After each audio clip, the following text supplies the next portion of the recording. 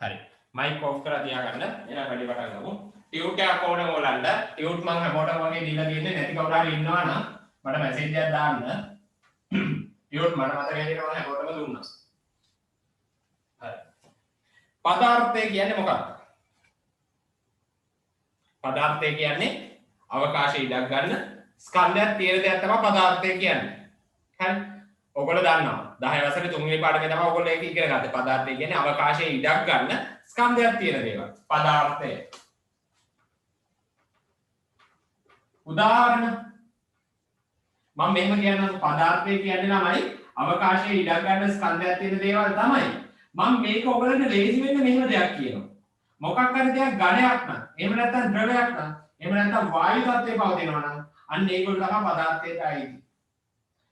ඝන ද්‍රව වායු අවස්ථාවලින් මොකක හරි ඉන්නවා නම් ඒක කියන පදාර්ථයක්. එහෙම නැති අය පදාර්ථය නෙවෙයි. දැන් උදාහරණයක් විදිහට මම ඉස්සරහ තියෙන ඇඳක්. ඒ ඇඳ ඝන තත්ත්වයේ තියෙන්නේ හරි ද්‍රවයක් නෙවෙයි ඇඳ කියන්නේ. ඇඳ කියන්නේ ඝන දෙයක්. මොකෝත්ම දන්නේ නැති ළමයිට උනත් ඒක තේරෙනවනේ. හරි. මම ඉස්සරහ තියෙනවා පුටුවක්. මම ඉස්සරහ තියෙනවා ලැප්ටොප් එක. ඒවා ඝන. හරි. මං ගත්තොත් මම ඝන ද්‍රව වායු එකතුවක්. මම ගත්තොත් ඝන ද්‍රව වායු කියන තුනේම එකතුවක්. එතකොට මමත් පදාර්ථය. හරි. මං ඉස්සරහ තියෙනවා බිත්ති. ඒවා ඔක්කොම ඝන. ඒවා පදාර්ථයටයි. මං ඉස්සරහ තියෙනවා වතුර. එතකොට වතුර ද්‍රව ඒ කියන්නේ පදාර්ථයටයි. එතකොට භූමි තෙල් ද්‍රව ඒ කියන්නේ පදාර්ථය තමයි. එතකොට ඔක්සිජන් වායුව ඒක වායුවක්. එහෙනම් පදාර්ථයට තමයි අයිති. කාබන් ඩයොක්සයිඩ් වායුව අපි පිට කරන ඒක පදාර්ථයට තමයි අයිති. හරි. වායු ද්‍රව ඝන ඔය ඕන තත්වයකින් ඉන්න කෙනෙක් පදාර්ථයට තමයි අයිති වෙන්නේ. ඔහොම නොවන අය කවුද? දැන් උදාහරණයක් විදිහට තාප ශක්තිය ඝනත් නෙවෙයි ද්‍රවත් නෙවෙයි වායුත් නෙවෙයි. තාප ශක්තිය කියන්නේ ශක්තිය.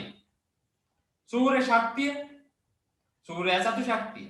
චාලක ශක්තිය විභව ශක්තිය හරි චුම්බක ශක්තිය මේ ඔක්කොම ශක්තිය මේ ඝන ද්‍රව වායු අවස්ථාවේ පවතින්නේ නැහැ. එහෙනම් පදාර්ථය හැරුණකොට පරිසරයේ තියෙන පුළුවන් අනිත් ප්‍රභවය තමයි අනිත් දේ තමයි ශක්තිය කියන්නේ. පදාර්ථය හැරුණකොට පරිසරයේ තියෙන පුළුවන් අනිත් දේ තමයි ශක්තිය කියන්නේ. එහෙනම් දැන් මේ පාඩමේ අපි කතා කරන්නේ පදාර්ථය පිළිබඳව. මේ පදාර්ථයේ ඒ කියන්නේ ඝන ද්‍රව වායු ගන්න දේවල් හරි වෙනස් වීම වලට ලක් වෙනවා. මේ පාඩමේ නම ඒ නිසා පදාර්ථයේ විපර්යාස. පදාර්ථයේ විපර්යාස. මම මේ පාඩම කලින් ඉගෙනවන්නේ ළමයි 11 වසරේ කට්ටියට රිවිෂන් එක කරායක. එතකොට ඒ රැය කාලේ උගන්වනවට වඩා හිමින් තමයි මේ පාඩම උගන්වන්නේ දැන්. ඒ නිසා කවුරුත් හරි මේ පාඩම තේරිලා තියෙනවනම් ඉන්න ඕනේ නැහැ. හරි? කිසි ගැටලුවක් නැහැ. ඒගොල්ලන්ට ලීව් වෙන්න පුළුවන්. මට මතකයි කීප දෙනෙක් හිටියා.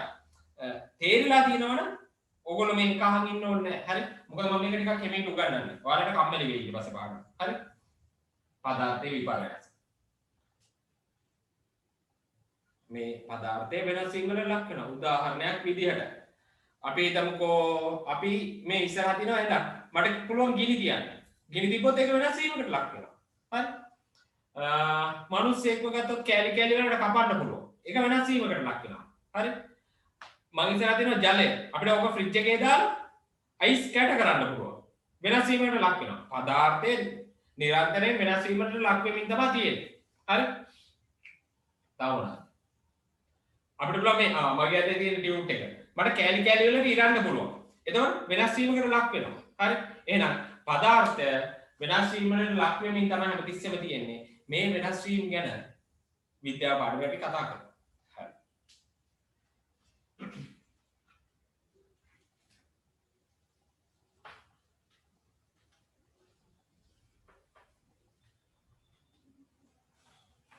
ඔයාලගේ ටියුට් එකේ මුල් පිටුවට කරලා ගන්නකෝ. ඒකේ තියෙන අපේ chart එකක් නේ. chart එකක් තියෙනවා. ඒකේ දාගමු.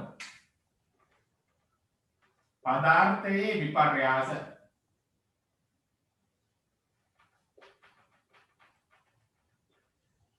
එකක් භෞතික විපර්යාස. අනිත් එක රසායනික විපර්යාස.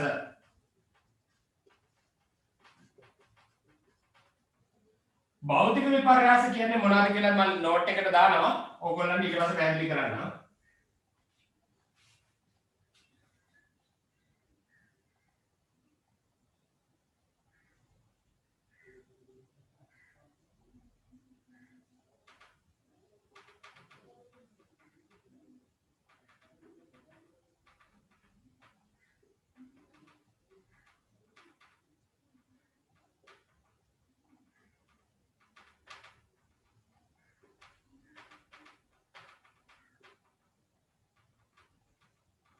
මම ලියනවා ඔයගලන්ට පේන හැටියට බලාගෙන ලියන්න මම ඊට පස්සේ කියවන්නම් එතකොට ඔයගොල්ලෝ වැරදි හදාගන්න හරි මගේ අකුරු තේරෙනවද දන්නේ නැහැ තේරෙන්නේ නැත්නම් මට මැසේජ් එකක් දාන්න ලියන කිසිම දෙයක් තේරෙන්නේ නැහැ කියලා හරි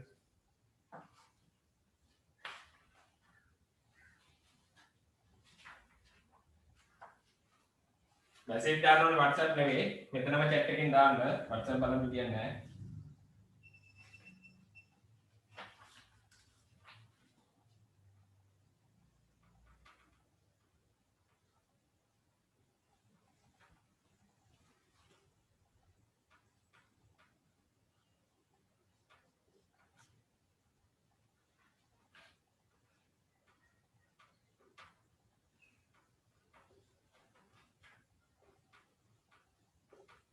කොහෙද මේවා ලියාගන්නේ කියලා ප්‍රශ්නයක් එයි. එහෙම අර ලියන්නේ අතන කොටුවක් තියෙන එතන යට වැඩි ඉඩ දීලා නැහැ නේ. ඔයාලට මේකෙන් දෙකක් විතර නිදසුන් වලින් දෙකක් විතර ලියාගත්තාම ඇති කැමති දෙකක් ලියාගන්න. ගොඩාක් ඉඩ දීලා නැති නිසා.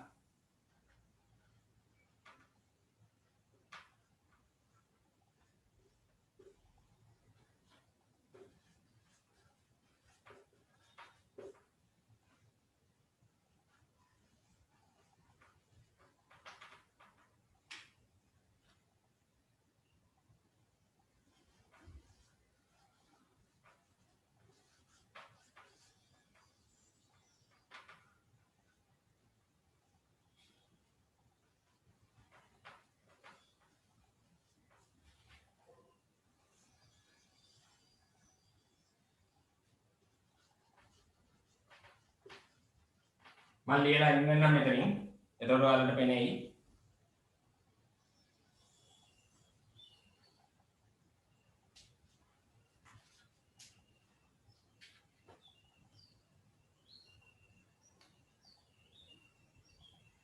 පොඩ්ඩක් ඉන්න.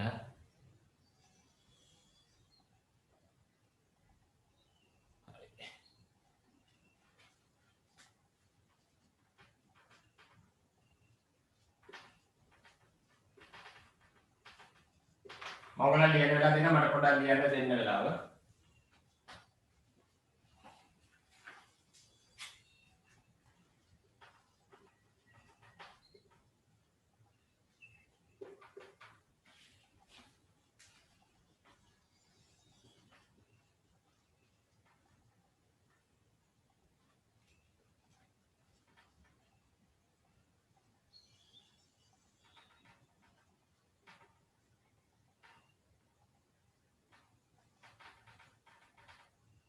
ඔක්කොම ලියන්නේ ඉඳ නැති වෙයි නිදසුන්.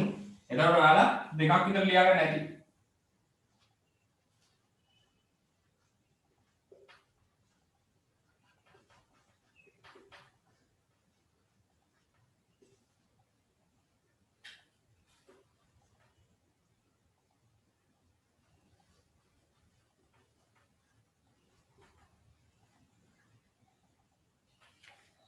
හරි.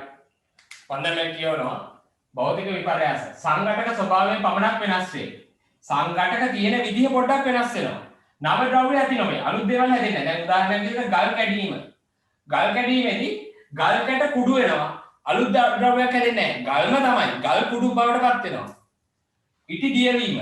ඉටි දිය වෙද්දී ඉටි පන්දමක ඔයාලා දන්නවනේ ඉටි දිය වෙනවනේ. එතකොට ඝන ඉටි ද්‍රව ඉටි බවට පත් වීම විතරයි වෙන්නේ එතන.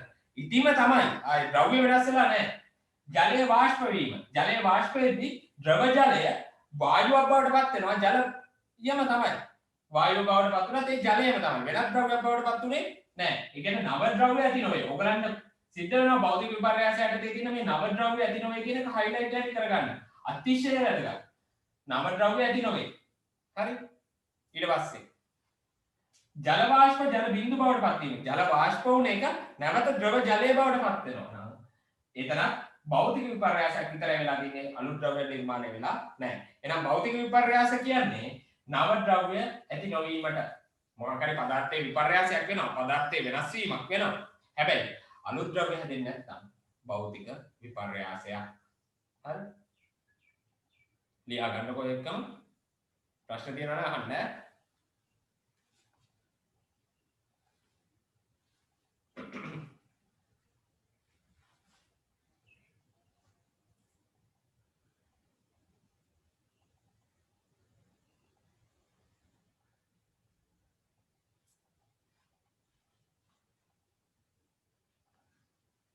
හරි. රසායනික විපර්යාස. තිබෙන ද්‍රව්‍ය මගින් නව ද්‍රව්‍ය සෑදේ. තියෙන ද්‍රව්‍යයෙන් අලුත් දෙයක් හැදෙනවා නම් ඒකට කියනවා රසායනික විපර්යාසයක් කියලා. රසායනික විපර්යාස උදාහරණ මෙතන දීලා තියෙනවා. දර දහනය. දර දහනයේදී මොකද වෙන්නේ? අලු හැදෙනවා වායු පිට වෙනවා. අලුත් දේවල් හැදිලා. හරි? අලු හැදිලා වායුවක් පිට වෙනවා. කොන්ඩිස් රත් කරද්දී කොන්ඩිස් තියෙනවා රත් කරනවා ඔක්සිජන් පිට වෙනවා. අලුත් ද්‍රව්‍යයක් නිර්මාණය වුණා. කලින් ඔක්සිජන් තිබුණේ නැහැ. හරි? ඉටි දිය වෙද්දී එහෙම නැහැනේ. කලින් තිබ්බ ඉටිම තමයි දිය වෙන්නේ. මෙතන කොන්ඩිස් රත් කරද්දී ඔක්සිජන් පිට වෙනවා. ඒ වගේ ඒවා රසායනික විපර්යාස නිසා හඳුන්වනවා. ලියලි ඉවර වෙන්නකෝ. නෝට් එකක් ඕනෙමයි. ඒ කියන්නේ ටියුට් එකක් ඕනෙමයි. ටියුට් මගේ ඉන්න ගන්න. ටියුට් නැති අය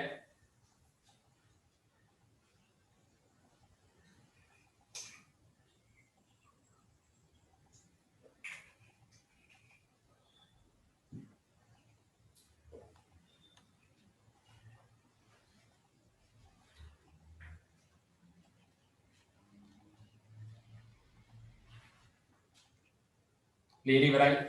ඇති කියලා මම හිතනවා. වේගෙන් ලියා ගන්න ඕනේ. හරි. තව තත්පර 30ක් දෙන්නම්.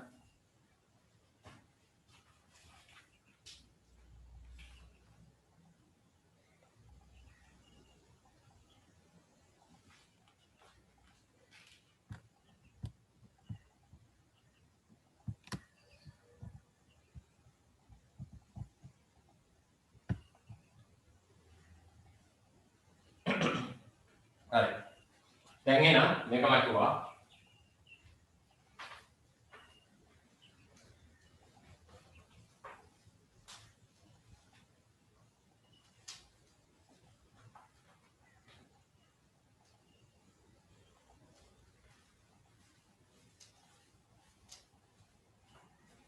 ඊළඟට රසායනික විපර්යාස. මේ පාඩම අපි ඉස්සරහට ඉගෙන ගන්න තමයි භෞතික විපර්යාසය රසායනික විපර්යාසය අතරින් රසායනික විපර්යාස ගැන විතරයි. හරි? එහෙනම් අපේ මාතෘකාව රසායනික විපර්යාස.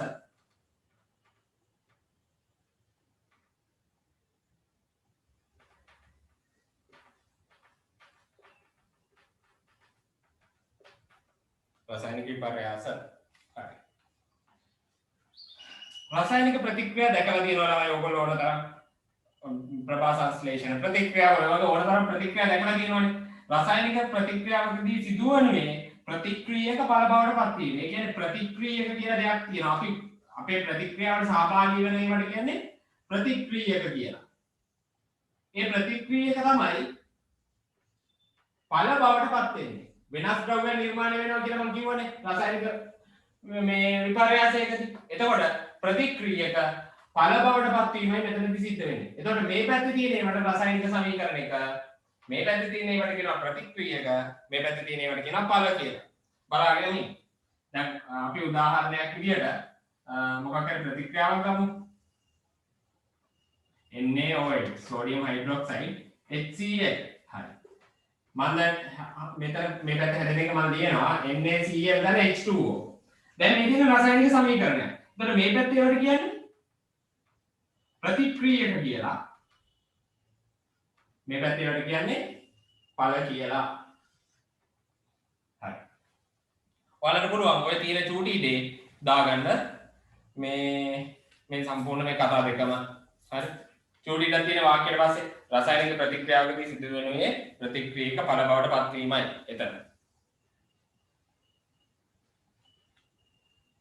ඒක දාගෙන ඉන්න. විනාඩියක් දෙන්නම්.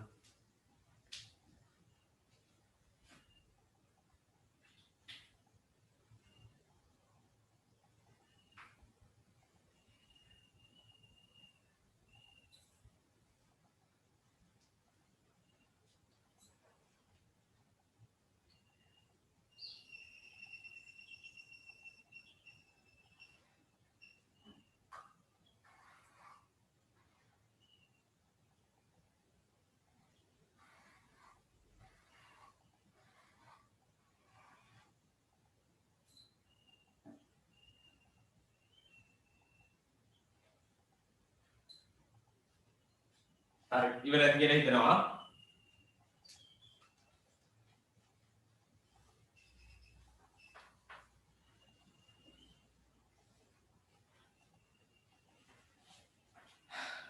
ඊට පස්සේ තියෙන වාක්‍යයක් මෙහෙම. රසායනික විපර්යාසයේ ස්වභාවය අනුව ඒවා වර්ග හතරකට බෙදිය හැකිය. එම වර්ග හතර පහත දැක්වේ.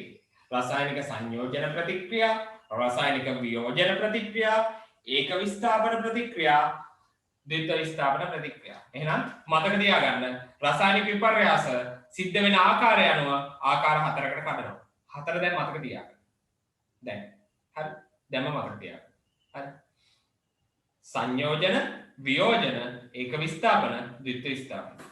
හරි. මතක තියාගත්තා? හරි.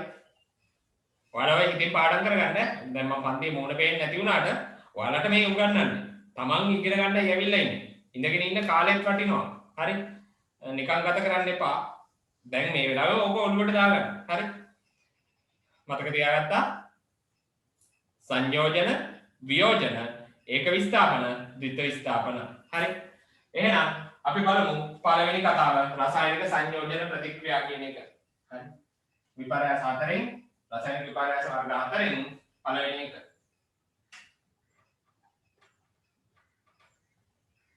පේන්නේ.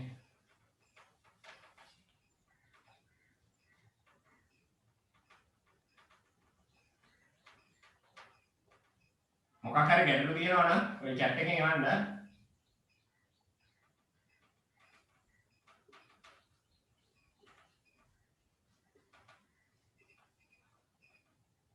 රසායනික සංයෝජන ප්‍රතික්‍රියා.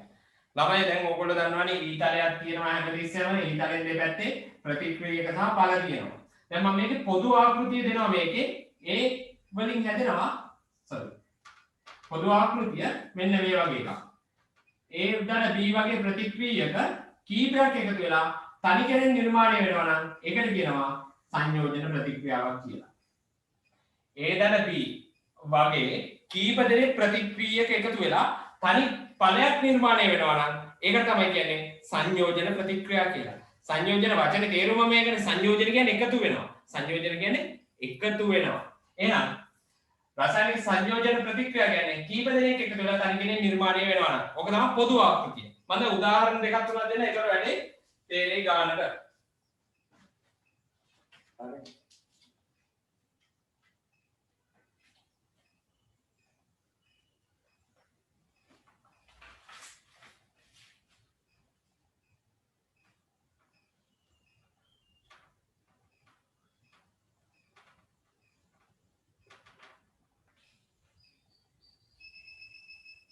අර 11 වසරේ පාඩම් අහගෙන ඉඳපු කට්ටියට මෙහෙම දෙයක්ත් තියෙනවා හැබැයි 11 වසරේ වෙනුවට වඩා දෙයක් ඕගලන්ට උගන්වනවා ඈ. ඒක රිවිෂන් එකක්. රිවිෂන් එකේදී ඔක්කොම කාරණා කිව්වේ නෑ. සමහර කාරණා තියෙනවා මේ පාඩමේ ඕගලන්ට ටිකක් දිගහැරලා කියලා දෙනවා. හරි. මේ ඒ නිසා ලීව් වෙන්නත් එපා. මොකද ඔයාලා අහගෙන හිටියොත් ඔයාලට හම්බෙයි 11 වසරේ මේ රිවිෂන් එකේ නොකියපු කාරණා ටිකක් මේ පාඩමේ.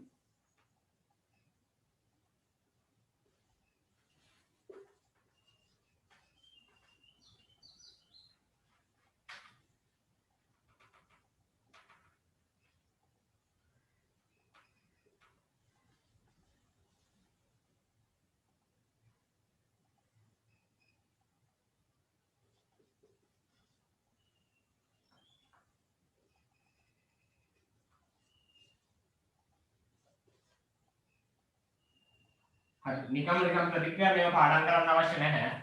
මම මේ පෙන්නන්නේ මෙච්චරයි. බලන්න ප්‍රතික්‍රියක කීපයක් එකතු වෙලා තනි ඵලයක් නිර්මාණය වෙලා. මේ මැග්නීසියම් දැන් ඔක්සිජන් එකතු වෙලා මැග්නීසියම් ඔක්සයිඩ් හදලා තියෙන්නේ. තනි එක්කෙනෙක් හැදිලා තියෙන්නේ. මේ පැත්තෙන් කීප දෙනෙක්. හරි. ඒ වගේ එකකට තමයි කියන්නේ සංයෝජන ප්‍රතික්‍රියාවක් කියලා. සංයෝජන එකතු වෙලා. හරි. මෙතන බලන්න H2Cl2 දෙන්නෙක් එකතු වෙලා තනි එක්කෙනෙක් නිර්මාණය කරලා. ඒ වගේ එකක් තමයි සංයෝජන කියන්නේ. CO2 දර කාබන් දෙන්නෙක් එකතු වෙලා තනි එක්කෙනෙක් නිර්මාණය කරලා තියෙනවා. ඒ වගේ එකකට තමයි කියන්නේ සංයෝජන ප්‍රතික්‍රියාවක් කියලා. එහෙනම් තේරෙනවා ඇති කීප දෙනෙක් ප්‍රතික්‍රියාවක් එකතු වෙලා තනි ඵලයක් නිර්මාණය වෙනවා නම් ඒකට කියනවා රසායනික සංයෝජන ප්‍රතික්‍රියාවක් කියලා. හරි. මේක දාගන්න ළමයි ටික වෙලාවක් දෙන්න.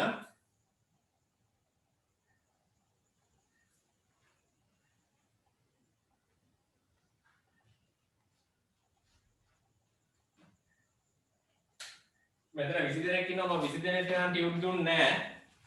ඉතින් ඔයාලා ටියුට් ඉල්ල ගන්න ළමයි. දොර ඉන්න බබෙක් නම් ටියුට් එක PDF එකක් හරි විදියට එවන්න.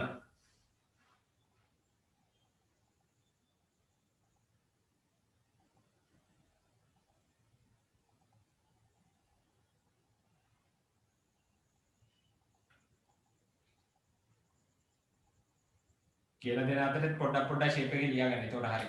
කාලය ඉතුරු වෙනවා. තව අක්කර 30ක් දෙන්න ඉවරයි.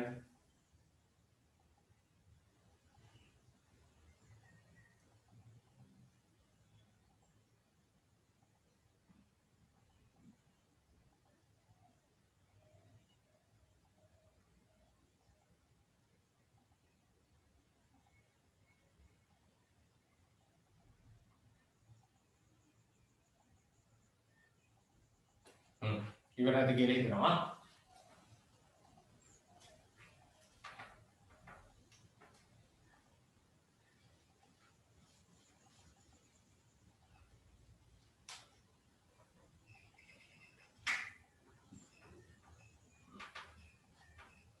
රසායනික වියෝජන ප්‍රතික්‍රියා ඊළඟ දෙවෙනි වර්ගය වියෝජන ප්‍රතික්‍රියා.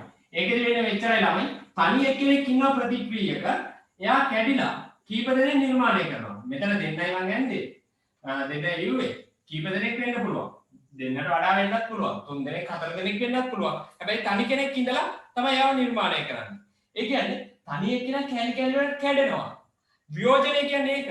වියෝජනය කැඩෙනවා. හරි. එහෙනම් රසායනික වියෝජන ප්‍රතික්‍රියාව පොදු ආකෘතිය මේක. ඒක ඔයගලන් ලියා ගන්න පුළුවන් විදිහට කොටුවක් දීලා තියෙනවා නේ. මෙතන කොටුවක් දීලා තියෙනවා. හරි. ඒ කොටුවේ ලියා ගන්න ඕනේ. ඊට අමතරව මම උදාහරණ ටිකක් දානවා. ඔයගොල්ලෝ ඒ උදාහරණ ලියා ගන්න.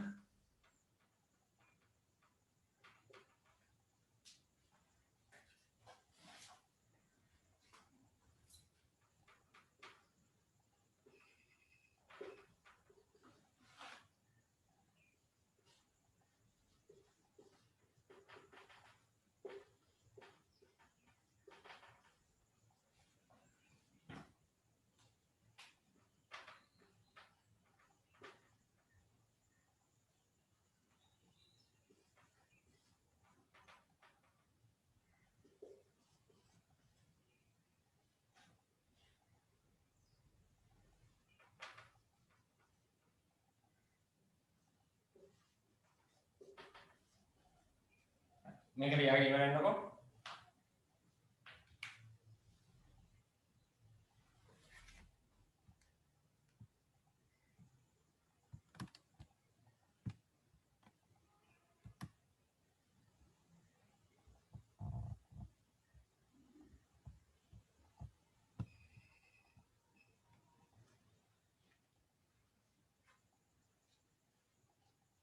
හරි.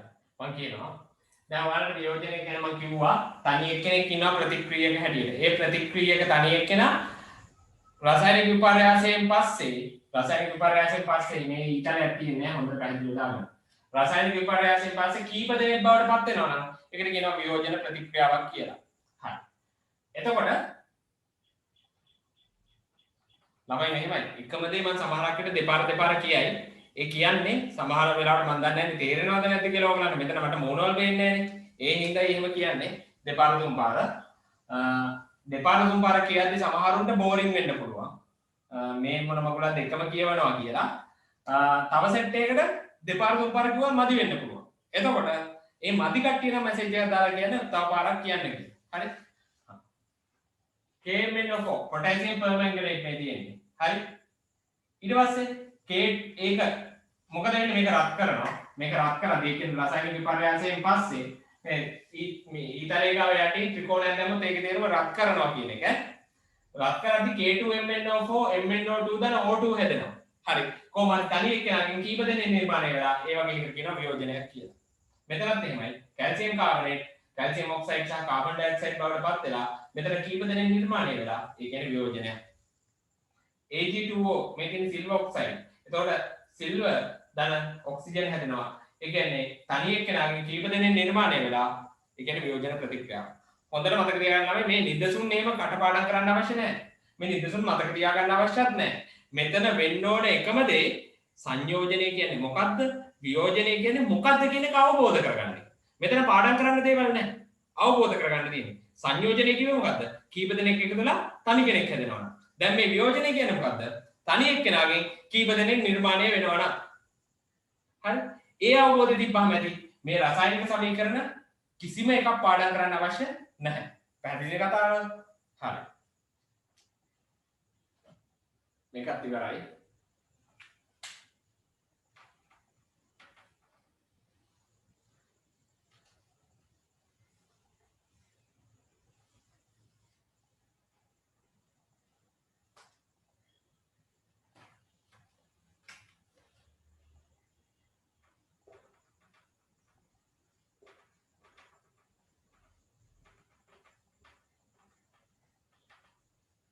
ඒක විස්ථාපන ප්‍රතික්‍රියාව තුන්වෙනි එක.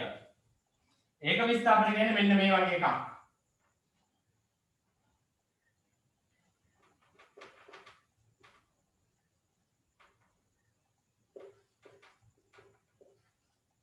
මේ බලන්න කපල් එකක් ඉන්නවා.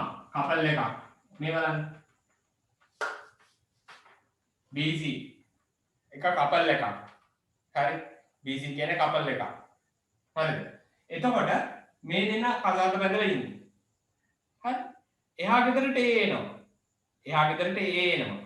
ඊට පස්සේ මේ දැන් මේගොල්ලෝ බැඳලා ඉන්නේ බන්ධනයක්. බන්ධනයක් තියෙනවා මේ දෙන්න අතර. රසායනිකව බන්ධනය වෙලා තියෙන්නේ.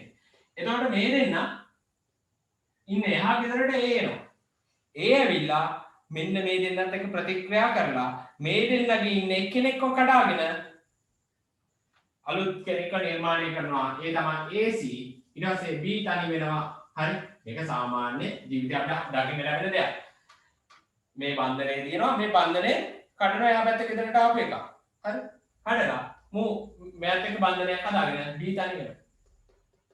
පැහැදිලි කතාවක්.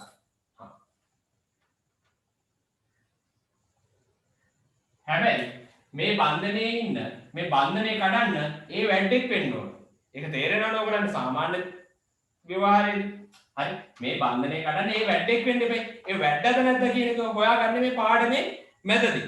මේ පාඩමේ මැදදී අපිට පුළුවන් වෙනවා මෙයා වැඩෙක්ද නැද්ද කියලා හොයාගන්න. හරි පාඩමේ මැද හරිය ඉගෙන ගන්න ඕනේ ඒක හොයාගන්න. ඒ නිසා මම නිදසුන් ගොඩක් දෙන්නේ නැහැ. එක නිදසුනයි දෙන්නේ. පාඩමේ ඒ කොටස ඉගෙන ගත්තට පස්සේ අපි මේ ආපහු මේකට ඇවිල්ලා නිදසුන් කතා කරමු. හරි.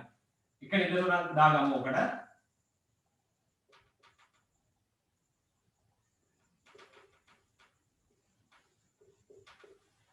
මේ බලන්න සිංක් සහ කොපර් සල්ෆේට් තියෙන්නේ.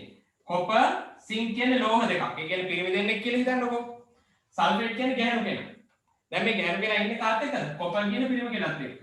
කොපර් කියන පිරිමි කෙනත් එක්ක. මොකද වෙන්නේ? කොපර්ට වඩා වැඩේ තමයි සිංක් කියන්නේ. කොපර්ට වඩා වැඩේ. මම කියන නිසා විශ්වාස කරන්නකෝ.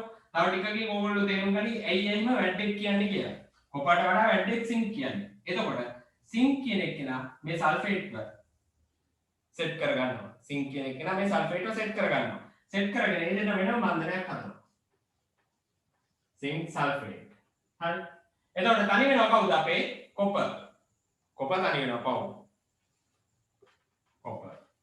මේ වගේ එක්කෙනෙක් තනි වෙන ඒවට කියනවා බන්ධනය කැඩිලා එක්කෙනෙක් තනි වෙන ඒවට කියනවා ඒක විස්ථාපන ප්‍රතික්‍රියා කියලා. බන්ධනය කැඩිලා එක්කෙනෙක් තනි වෙන ඒවට කියනවා ඒක විස්ථාපන ප්‍රතික්‍රියා කියලා. එහෙනම් ඔක තේරෙනවා ඇති. ඔක පොඩ්ඩක් ලියා ගන්න තමයි. තව ඒවා පස්සේ කියලා දෙන්නම්. තව එකක් ලියා ගමු.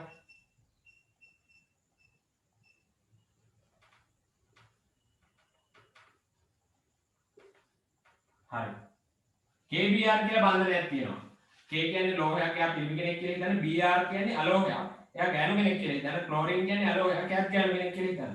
දැන් මෙතන බන්ධනයක් තියෙනවා. මෙතන පිටේ ගෑනු කෙනෙක් ඇවිල්ලා ඉන්නවා. දැන් මොකද වෙන්නේ? K කියන ලෝහය එහෙම නැත්නම් පිරිමි කෙනා මේ ගෑනු කෙනත් එක්ක සෙට් වෙනවා. දැන් මොකද වෙන්නේ? මේ දෙන්න වෙනම බන්ධනයක් හදනවා. KCl කිය. Br තනි වෙනවා. Br මේ බන්ධනය ගත වෙලා හිටපු Br තනි වෙනවා. එතකොට බන්ධනයක් කැඩිලා එක්කෙනෙක් තනි වුණා. ඒ වගේ එකට කියනවා ඒක විස්ථාපන ප්‍රතික්‍රියාවක් කියලා. තව එක උදාහරණයක් ලියන්න ඉඳ තියාගන්න.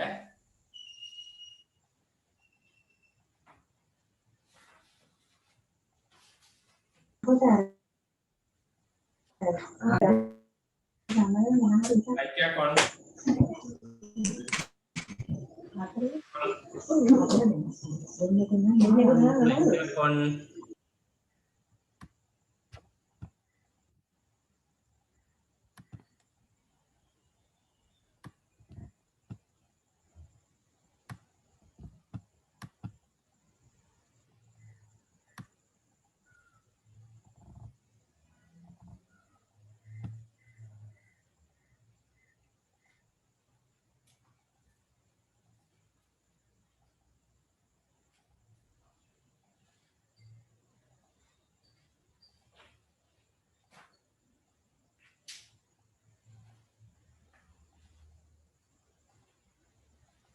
හරි තප්පර 30ක් දෙන්නම් දාලා ලියලා ඉවර වෙන්න.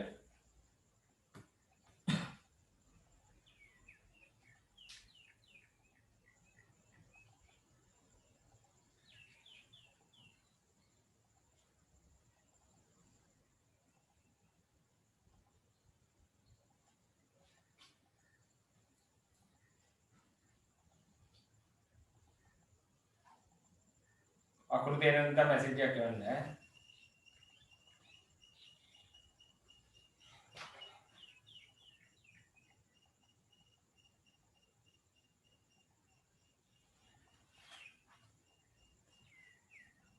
හරි මක නම එක ඈ.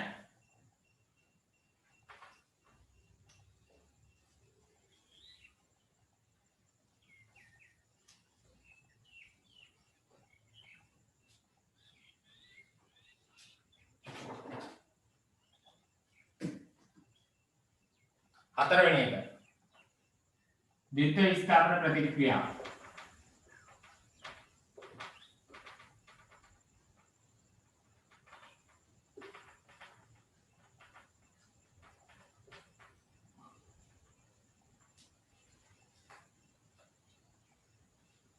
ද්විත්ව විස්ථාපන ප්‍රතික්‍රියාව A B කියලා බන්ධනයක් තියෙනවා. හරි මේ සංකේතනේ සංකේතාත්මකව දක්වන්නේ ද්විත්ව විස්ථාපන ප්‍රතික්‍රියාව. C සහ D කියලා බන්ධනයකුත් තියෙනවා. මේ එහා ගෙදර මේ අනිත් ගෙදර. හරි.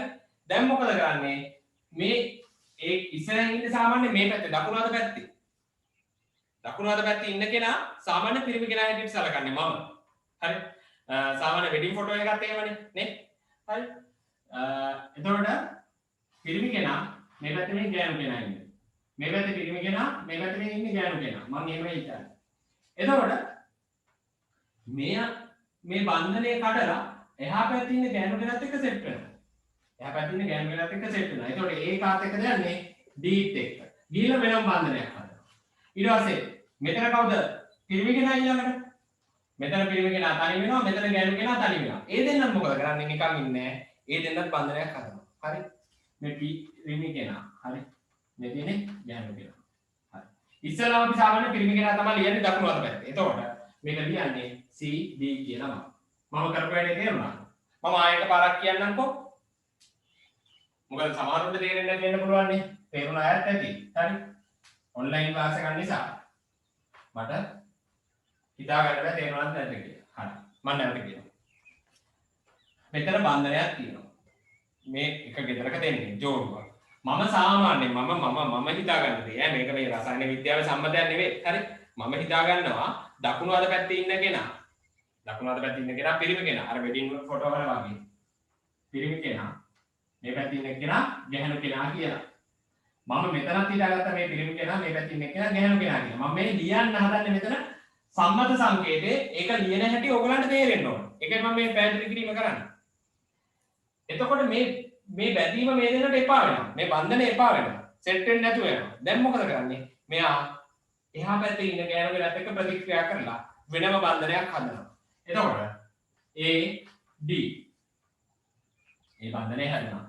මේ පැත්තේ පිරිමි කෙනා මේ පැත්තේ ගෑනු කෙනාත් එක්ක සෙට් වුණා. දැන් මෙන්න පිරිමි කෙනා මෙන්න ගෑනු කෙනා. හරි. ඊට පස්සේ මේ මෙතන ගෑනු කෙනා තනි වුණා. මෙතන පිරිමි කෙනා තනි වුණා. දැන් ඒ දෙන්න බන්ධනයක් හදා ගන්නවා. C B කියලා මම ඔක ලියනවා. පිරිමි කෙනාව මේ පැත්තට දාලා. හරි. හරි. දැන් සංකේතය තේරෙන්නේ නැතිනේ. අපි ඇත්ත මේ මේකින් බලමු. ඇත්ත උදාහරණයකින් බලමු. නිදසුනක් දාන්නකො මම. ලියා ගන්න වෙලා දෙන්න චුට්ටක් බලන්න. හරි.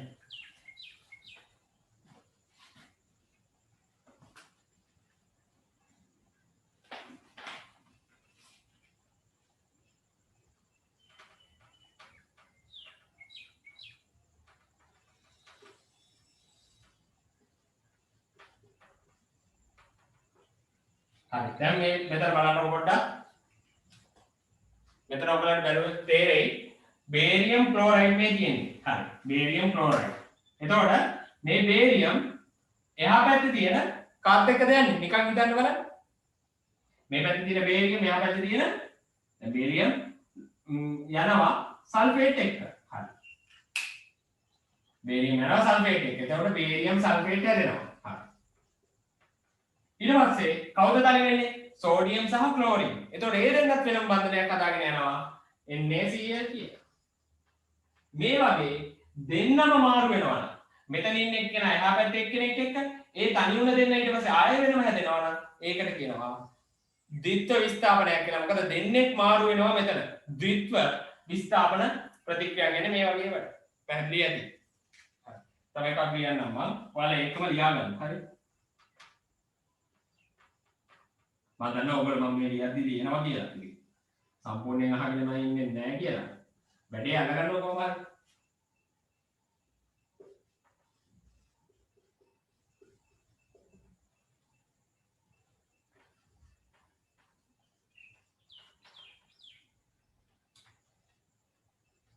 හරි. මෙතන තියෙනවා ෆෙරස් සල්ෆේට්.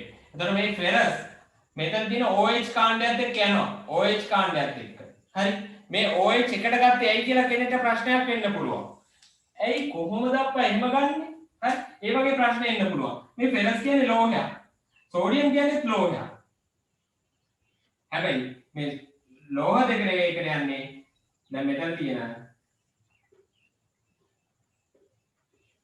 හරි. ෆෙරස් යන්නේ OH කාණ්ඩයත් එක්ක. කොහොමද මේ OH වෙනම ගත්තේ? OH වෙනම ගත්තේ මෙහෙමයි ළමයි. ඔයාලට මතකද දන්නේ 10 වසරේ අයන කණ්ඩක කියලා ඉගෙන ගන්නවා. අයන කණ්ඩක. මගේ උන්ට නම් පාඩම් කරේවා මේවා. හරි. OH අයන කණ්ඩක. ට්‍රාන්ස්පෝක්ලෝම සෙට් එක පාඩම් කරේවා නේද මේවා. හරි. එතකොට මේ කණ්ඩකයක් මේ OH එකට ගත්ත ඒකයි. අයන කණ්ඩකයක්. හරි. දැන් මේ සෝඩියම් කියන්නේ තනි ලෝහයක්. ඒ ලෝහය යනවා SO4 කියන අයන කණ්ඩකයත් එක්ක. ඒකත් මම පාඩම් කරේවා. SO4 අයන කණ්ඩකය. මේ පන්ති අන්තිමට කරන කාලේ මම ඕවා තමයි පාඩම් කරේ. හරි.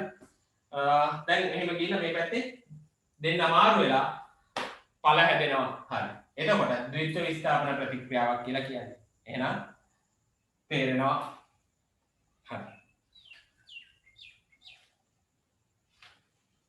එහෙනම් ප්‍රතික්‍රියා වර්ග හතරම ගන්නලා ඉවරයි. හරි. මේක ලියාගෙන ඉවර වෙන්නකො. තව තත්පර 30ක් දෙන්න.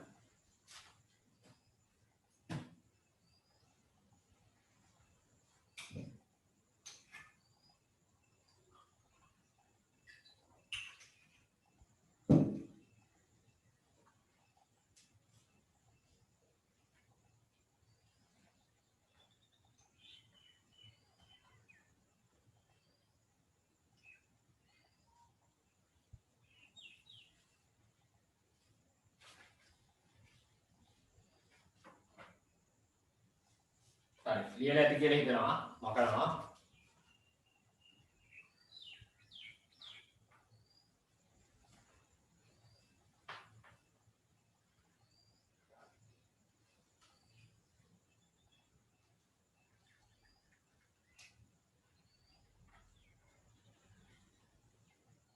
හරි. අපි ඊළඟට මාතෘකාවකට එනවා මේ රසායනික සමීකරණ. දැන් මෙච්චර වෙලා කරේ රසායනික සමීකරණ තමයි. රසායනික සමීකරණ වර්ග හතරකට කැඩුවා. මොනවාද තමයි? සංයෝජන, වියෝජන, ඒක විස්ථාපන, ද්විත්ව විස්ථාපන. දැන් නිකන් හිතන්න ළමයි. ඕගොල්ලෝ ඉගෙන ගත්ත දේ ඔයාලට මතකද කියලා? ඉගෙන ගත්ත එක මතකද කියලා? නිකම්ම හිතන්න. දැන් ඔය පොත බලන්න ඒවත් කරන්න ඕනේ නැහැ. දැන් මට පේන්නේ නැහැ. නිකන් කල්පනා කරන්න ඔයාලට මතකද කියලා? පළවෙනි එක තමයි සංයෝජන. සංයෝජනයක් කියන්නේ මොකක්ද? ඔයාලා හිතින් මට උත්තර දෙන්න. සංයෝජනයක් කියන්නේ මොකක්ද? සංයෝජනයක් කියන්නේ කීප දෙනෙක් ඉන්නවා තනි කෙනෙක් හැදෙනවා. කීප දෙනෙක් ඉන්නවා තනි කෙනෙක් හැදෙනවා. ඊළඟට දෙවෙනි එක වියෝජනයක් කියන්නේ මොකක්ද? වියෝජනයක් මේක කල්පනා කරලා බලන්න. හරි. වියෝජනයක් කියන්නේ තනි කෙනෙක් ඉන්නවා. තනි කෙනෙක් ඉන්නවා කීප දෙනෙක් නිර්මාණය වෙනවා නම් වියෝජනයක් කියලා හඳුන්වනවා. ඊට පස්සේ තුන්වෙනි එක ඒක විස්ථාපන. මොකද්ද වෙන්නේ? බන්ධනයක් තියෙනවා. එහා පැත්තේ එකෙක් ඇවිල්ලා අර බන්ධනේ කඩනවා. කඩලා බන්ධනේ හිටපු එකෙක්ව තනි කරනවා. බන්ධනේ හිටපු එකෙක්ව තනි කරනවා. එතකොට කිව්ව ඒක විස්ථාපන ප්‍රතික්‍රියාවක් කියලා. ඊට පස්සේ ද්විත්ව විස්ථාපන කියන්නේ මොකද්ද? බන්ධන දෙකක් තියෙනවා. බන්ධන දෙකක් තියෙනවා. මොකද වෙන්නේ? ඒ බන්ධනේ කට්ටිය හුවමාරු වෙනවා නම් දෙන්නෙක් මාරු වෙනවා. එතකොට හුවමාරු වෙද්දී දෙන්නෙක් අනිවාර්යෙන් මාරු වෙනවා. ඒ මාරු වීම තමයි ද්විත්ව විස්ථාපන ප්‍රතික්‍රියාවක් කියන්නේ. එහෙනම් ඕගලන්ට ඒක මතක් වුණා නම් ඕගොල්ලෝ මාරු. ඒක මතක් වුණා නම් ඕගොල්ලෝ මාරු. මතක් වුනේ නැත්නම් ඒත් මාරු. හරි? ඒත් මාරු. අවුලක් නැහැ. හරි? මතක් වුනේ නැත්නම් තමන් ගැන හිතා ගන්න. හරි? ඊට පස්සේ උනන්දු වෙන්න. ඊට පස්සේ රසායනික සමීකරණ ගැන ඉගෙන ගමු. රසායනික සමීකරණයක් කියනවා රසායනික ප්‍රතික්‍රියාවක් රසායනික සූත්‍ර භාවිතා කර සංකේතානුකූලව නිරූපණය කර දැක්වීමයි. සංකේතානුකූලව නිරූපණය කරලා දක්වන එක. දැන් මෙච්චර වෙලා ලිව්වේ රසායනික සමීකරණ තමයි නිදසුන් හැටියට. ඉතින් ඒවා සංකේත පාවිච්චි කරලා ලියන්නේ. එයි සංකේත. මොකද අපිට ලියන්න පහසු වෙන්නේ. රසායනික සමීකරණ ලියා දැක්වීමේදී වම් පසින් ප්‍රතික්‍රිය කර. දන්න දේ කියන්නේ වම් පසින් ප්‍රතික්‍රිය කර. හරි. ප්‍රතික්‍රියක කීපයක් තියෙන්න පුළුවන් ළමයි ඈ. වම් පසින් ප්‍රතික්‍රිය කර. දකුණු පසින් පළද ලියා දක්වයි. ඉතින් පළත් කීපයක් තියෙන්න පුළුවන් නිසා මම දෙපාරක් ලියනවා. දෙපාර නෙවෙයි 3-4 පාරක් වුණා ලියන්න පුළුවන්. ඇයි? ප්‍රතික්‍රියක කීපයක් තියෙන්න පුළුවන්, පළ කීපයක් තියෙන්න පුළුවන්. හරි. ප්‍රතික්‍රියාව සිදුවන දිශාව ඊතලයකින් පෙන්වයි. එක් ප්‍රතික්‍රියාව සඳහා ප්‍රතික්‍රියක කීපයක් මෙන්ම පළ කීපයක් තිබිය හැකියි. හරි. දැන් මේක ඔය කොටුව ඇතුලේ ලියා ගන්න. කොටුව ඇතුලේ ලියා ගමු මේක.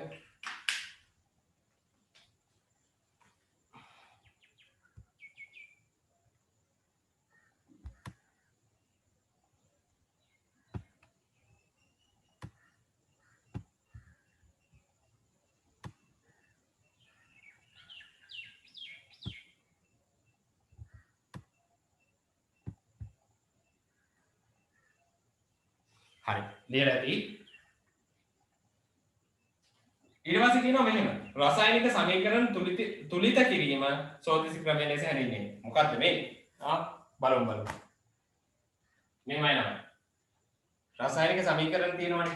ඒවා මෙච්චර කල් අපි නිකම්ම නිකන් ලිව්වේ. ඒවා ගැන සැලකිලිමත් වුන්නේ නැහැ වැඩි. හරි. දැන් පොඩ්ඩක් සැලකිලිමත් වෙන්න හදන්නේ.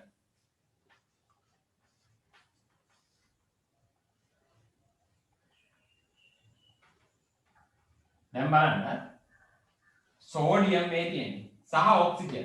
සෝඩියම් සහ ඔක්සිජන් ප්‍රතික්‍රියා කරලා. දැන් මේ මේවක සෝඩියම් කියලා දන්නේ නැත්නම් ඔයගොල්ලෝ තවදුරටත් මේක බලන් ඉන්න එපා. හරි? වැඩක් නැහැ. හරි? එහෙම කට්ටිය මට කියන්න මැසේජ් එකක් දාන්න මොකද්ද කරන්නේ අපි කියලා. මම ඒවට උත්තර දෙන්නම්. දැන් මම කියනවා වැඩක් නැහැ. එහෙම කවුරු හරි ඉන්නවනම් මේ ඔයගොල්ලෝ ඉඳලා තේරුමක් නැහැ. ඉඳලා තේරුමක් නැහැ කියන්නේ මේ කන්වර්සේෂන් එකේ ඉඳලා තේරුමක් නැහැ. ඔයගලන්ට පස්සේ මේ පාඩම් අල්ල ගන්න පුළුවන්. ඉතල මේවා ඉගෙනගෙන එමු. ඒ වගේ කට්ටිය ඉන්නවනම් මට කියන්න මොකද මම මෙහෙම කියන්නේ ඇත්තටම ඉන්නවා 11 වසරක් පටන් ගත්තාම දැන් ගිය අවුරුද්ද පන්තිය පටන් ගත්තා 11 වසරේ උන් දන්නේ රසායනික සංකේත හරි සංකේත දන්නේ නැති ඉතින් මේවා ඉගෙන ගන්න බෑ ඒතකොට මේවා ඉගෙනගෙන ඉන්න ඕනේ කවුරු හරි දන්නේ නැති කෙනෙක් ඉන්නවනම් ලීව් වෙන්න හරි මේ තියෙන සෝඩියම් මේ තියෙන ඔක්සිජන් මේ දෙන ප්‍රතික්‍රියා කරපුවාම හැදෙනවා මේ සෝඩියම් ඔක්සයිඩ් කියන එක Na2O කියන එක දැන් මේක සමීකරණය මේ පැත්තේ ප්‍රතික්‍රියක මේ පැත්තේ තියෙන පළ හරි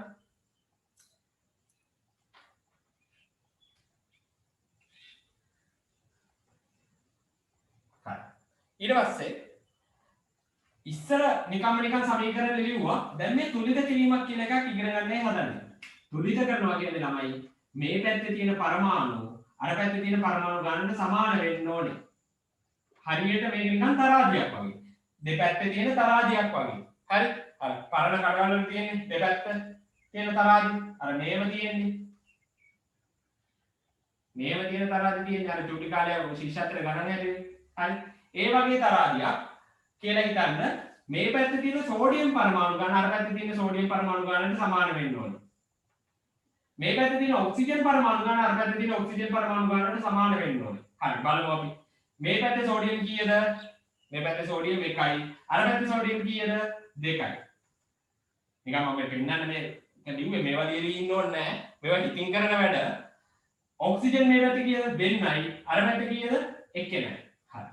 ළමයි දැන් මේකේ මෙහෙම වැඩක් කරන්න වෙනවා කොහොමද දැන් මම මේක ගත්තනේ ඔක්සිජන් 2යි කියලා මේ මෙතන තියෙන 2 ඉලක්කම හරි මෙතන සෝඩියම් 2ක් කිව්වේ මේ මෙතන තියෙන 2 ඉලක්කම එතකොට මේ පැත්තේ ඔක්සිජන් කීයද මොකෝද දන්නේ නැති කෙනෙක්ට මම මේ කියන්නේ ආයෙත් කියනවා මොකද මම දන්නවා මේ මෙතන ඉන්නවා දැන් මෙච්චර කියවන්නේ ඇයි කියලා හිතයි මේ යකා හරි මේක හේතුව මෙතන මට ළමයි දෙතුන් දෙනෙක් ඉන්නවා මේ මූලද්‍රව්‍ය සංකේත දන්නේ නැති මම දනුවත් ඒ නිසා මම මේක කිව්වේ හරි මේ හරි මෙතන සෝඩියම් එක්කෙනයි ළමයි ඉන්නේ ඒ එක්කෙනා කියන එක ලියලා නැහැ මෙතන ඉස්සර යට එක ඉලක්කමක් තියෙනවා ඒක ලියන්නේ නැහැ 아무තු හරි ඔක්සිජන් නම් දෙන්නෙක් ඉන්නවා සෝඩියම් දෙන්නෙක් ඉන්නවා මෙතන ඔක්සිජන් නම් ඉන්නේ එක්කෙනයි සෝඩියම්ට අදාළව තමයි මේ දෙකේ ඉලක්කම තියෙන්නේ පැහැදිලිද සෝඩියම්ට අදාළව දෙක මෙතන එක හරි අපිට සිද්ධ වෙනවා මේවා ඉස්සරහින් ඉලක්කම් දාලා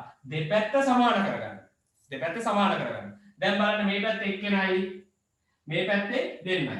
අපිට බෑ ළමයි මේ දෙන්න සමාන කරන්න කියලා මෙතනට දෙකක් දාන්න. මෙතනට දෙකක් දාන්න බෑ. ඇයි දන්නවද? එහෙම යටින් දාන්න අවසර නැහැ. අපිට අවසර තියෙන්නේ මෙහෙම ඉස්සරහින් දාන්න. මොකක් හරි එක්කෙනෙක් ඉස්සරහින් දාන්න විතරයි අවසර තියෙන්නේ. හරි. ඒ නිසා සෝඩියම් මෙතන 2යි මම මෙන්න මෙතන ඉස්සරහින් 2 ඉලක්කම දානවා හරි ඔන්න දැන් මොකද උනේ මේ පැත්තේ සෝඩියම් දෙන්නෙක් වුණා මේක ගුණ වෙනවා මේ ඉස්සරහ තියෙන ඉලක්කමෙන් ගුණ වෙනවා සෝඩියම් දෙන්නෙක් වුණා මෙතන සෝඩියම්ලා දෙන්නයි මෙතන සෝඩියම්ලා දෙන්නයි මේ පැත්තේ දෙන්නයි සෝඩියම්ගේ වැඩේ හරි දැන් අපිට සතුටුයි සෝඩියම්ගේ වැඩේ හරි දැන් අපි බලනවා ඔක්සිජන් දිහා ඔක්සිජන් මේ පැත්තේ දෙන්නෙක් ඉන්නවා මෙතන එක්කෙනයි දැන් ඔක්සිජන්ගේ වැඩේ ගොඩ දාගන්න ඔක්සිජන් ඉස්සරහම දෙකේ ඉලක්කම ලියන්න බෑ මේක සංයෝගයක් මේ සංයෝගය ඉස්සරහෙන් තමයි දෙකේ ඉලක්කම ලියන්න වෙන්නේ ඔන්න දෙකේ ඉලක්කම ලිව්වා දෙකේ ඉලක්කම ලිව්වා දැන් මොකද උනේ දෙවරක් මෙන්න මෙතන ගුණ වෙනවා දෙවරක් එක මෙතන තියෙන්නේ දෙවරක් එක ඒ කියන්නේ 2යි ඔක්සිජන් 2යි ඔක්සිජන්ගේ වැඩේ හරි ඔක්සිජන් 2යි හරි ඔක්සිජන් 2යි. දැන් මේ පැත්තේ ඔක්සිජන් දෙන්නයි මේ පැත්තේ ඔක්සිජන් දෙන්නයි ඔක්සිජන්ගේ වැඩේ හරි. හැබැයි ප්‍රශ්නයක් මතුවෙනවා. ඒ තමයි ඉබේම සෝඩියම් ගාන වෙනස් වුණා මේ පැත්තේ. මේ බලන්න මම මේ කියන දේ තේරෙනවද කියලා. කාට හරි තේරෙන්නේ නැත්නම් කියන්න ආයෙ පැහැදිලි කරන්න. මෙතන දෙකේ ඉලක්කම දානවත් එක්ක ඔක්සිජන් දෙන්නෙක් වුණා. දැන් මේ ඔක්සිජන් මේ ඔක්සිජන් වැඩේ සමානයි. හරි. ඔක්සිජන්ගේ වැඩේ. හැබැයි එකපාරට සෝඩියම් ගානක් වෙනස් වුණා. සෝඩියම් දෙවරක් දෙක හතරයි. මෙතන 2යි මෙයාගෙන් ගුණ වෙනවා. මේ දෙකේ ඉලක්කම මෙයාගෙන් ගුණ වෙනවා. එතකොට දෙවරක් දෙක 4යි. සෝඩියම් 4ක් වුණා. මේ පැත්තේ සෝඩියම් 2යි. දැන් මොකද කරන්නේ? මෙයාව වෙනස් කරන්න බෑනේ. දැන් අපිට වෙනස් කරන්න පුළුවන්. මෙතන සෝඩියම් 4ක් තියෙන නිසා අපිට මේ දෙකේ ඉලක්කම මකලා 4 ඉලක්කමක් දාන්න පුළුවන්. එහෙනම් බලන්න පේනවද? මුලින් හරි ගිය සෝඩියම් ආයෙත් බලද්දී නැති වෙලා ගියා. එහෙනම් අපිට හැමතිස්සෙම ඉලක්කමක් දාන වතාවක් ගානේ චෙක් කරන්න වෙනවා මේ දැන්වි ඉලක්කම නිසා අර කලින් ඒවා වෙනස් වෙන්න පුළුවන්ද කියලා. පොඩ්ඩක් ඉන්න මැසේජ් කරන්න එපා අතරමැදින් එක එක්කෙනාට. හරි? ඒව නම් දාන්න එපා. හරි? ඒ අතරමැදින් එක එක්කෙනාට මැසේජ් යවන්න එපා. කෙනාව හොයා ගන්නවා. ඒක එච්චර දෙයක් නෙවෙයි. හරි? මේක මේ හැමෝටම ඕපන් කරලා තියෙන්නේ. මේ හැමෝටම ඕපන් කරලා තියෙන්නේ අද විතරයි. ඊට පස්සේ එන්නේ කවුද කියලා බලලා තමයි මේක කරන්නේ. හරි? අද එහෙම මැසේජ් යවන්න එපා ඈ. කවුරු හරි එහෙම කෙල්ලෙක්ට එහෙම මැසේජ් යවනවා නම් මට එවන්න. ස්ක්‍රීන්ෂොට් එකක් ගහලා. හරි. දැන් බලන්න මේක.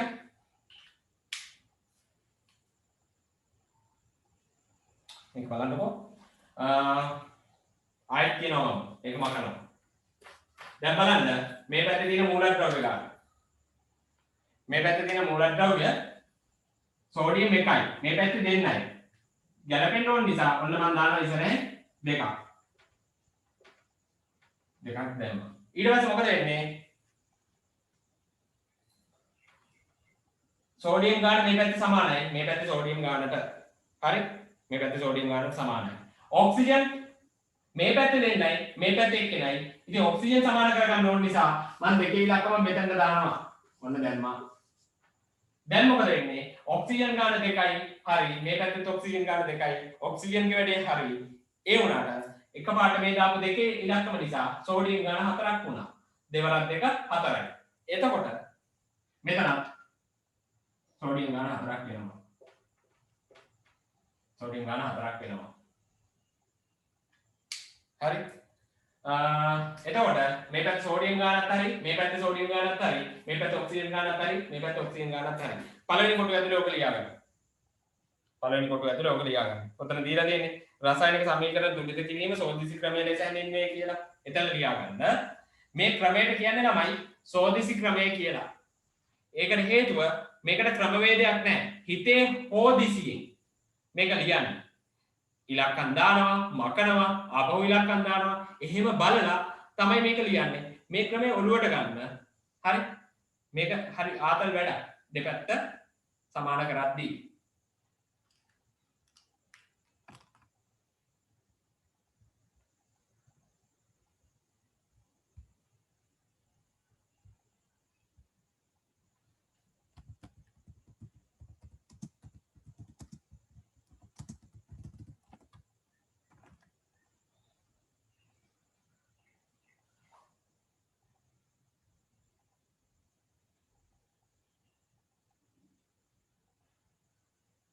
මේක ලියාගෙන ඉන්න.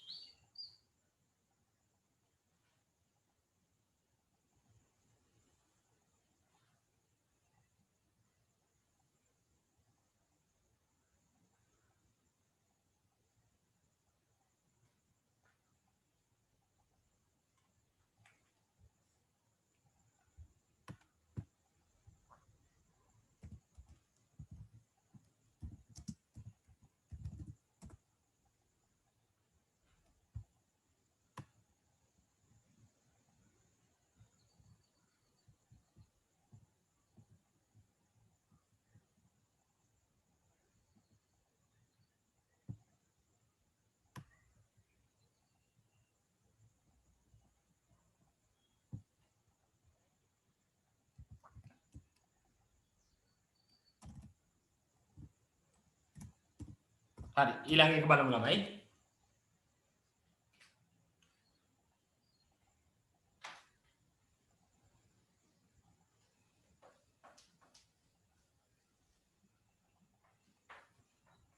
උදාහරණ දෙකක් දුන්නාට පස්සේ ඔයගලන්ට දෙනවා කීපයක් කරන්න.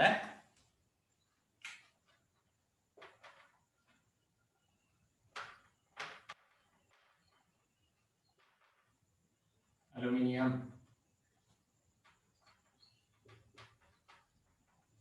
HCl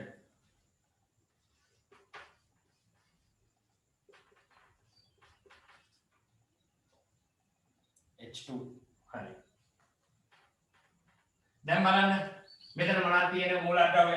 ඇලුමිනියම් කියන මූලද්‍රව්‍ය තියෙනවා, හයිඩ්‍රජන් කියන මූලද්‍රව්‍ය තියෙනවා, ක්ලෝරින් කියන මූලද්‍රව්‍ය තියෙනවා. ඉතින් මේ පැත්තේ තියෙන කට්ටියම තමයි එහා පැත්තේ ඉන්නේ.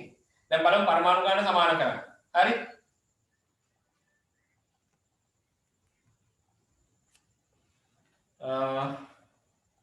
හරි.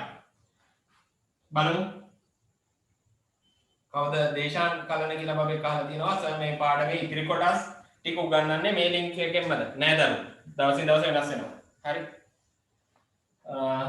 වෙනස් වෙනවා. හරිනේ. ඒකට උත්තරේ දැන් මේක බලා ගන්න. මෙතන ඇලුමිනියම් එක්කෙනයි. ඇලුමිනියම් එක්කෙනයි. මේ පැත්තේ ඇලුමිනියම් එක්කෙනයි. එහෙනම් ඇලුමිනියම්ගේ කතාව දැනට හරිනේ. ඇලුමිනියම් මේ පැත්තෙත් එක්කෙනයි, මේ පැත්තෙත් එක්කෙනයි. මෙතන හයිඩ්‍රජන් එක්කෙනයි, මේ පැත්තේ හයිඩ්‍රජන් දෙන්නයි. මේ පැත්තේ හයිඩ්‍රජන් එක්කෙනයි, හයිඩ්‍රජන් දෙන්නයි. දැන් හයිඩ්‍රජන්ගේ වැඩේ හරිය නෑ එතකොට. ක්ලෝරින්ගේ මේ පැත්තේ එක්කෙනයි, මේ පැත්තේ තුන් දෙනයි. එහෙනම් ක්ලෝරිනුත් සමාන නෑ. දැන් හයිඩ්‍රජන්ගේ ක්ලෝරිනුයි සමාන කරගන්න ඕනේ. අපි බලමු මේක කොහොමද කරන්නේ කියලා. මෙහෙමයි. හයිඩ්‍රජන් දෙන්නෙක් ඉන්නවා. එහෙනම් මේ පැත්තේ හයිඩ්‍රජන් දෙන්නෙක් කරගන්න මොකද කරන්න ඕනේ? හයිඩ්‍රජන් මේක ඉස්සරහට දෙකක් දාන්න ඕනේ. දෙකේ ඉලක්කමක් දාන්න ඕනේ. හරි. මම ඒක කොට උඩින් ලිව්වා පොඩි හේතුවක් නිසා. මෙතන හයිඩ්‍රජන් දෙන්නෙක් ඉන්නවනේ. එතකොට මෙතනත් හයිඩ්‍රජන් දෙන්නෙක් කරගන්න නම් මේ ඉස්සරහින් ඉන්න දෙකේ ඉලක්කම ලියන්න ඕනේ. මෙතන ඉන්න දෙකේ ඉලක්කම ලියන්න ඕනේ. මම එතන ලියන්නේ නැහැ. ඒකට හේතුවක් තියෙනවා. හරියට ඉන්නම් ඉස්සලා. දැන් බලන්න. මෙහෙම දෙකේ ඉලක්කම දැම්මොත් මොකද වෙන්නේ?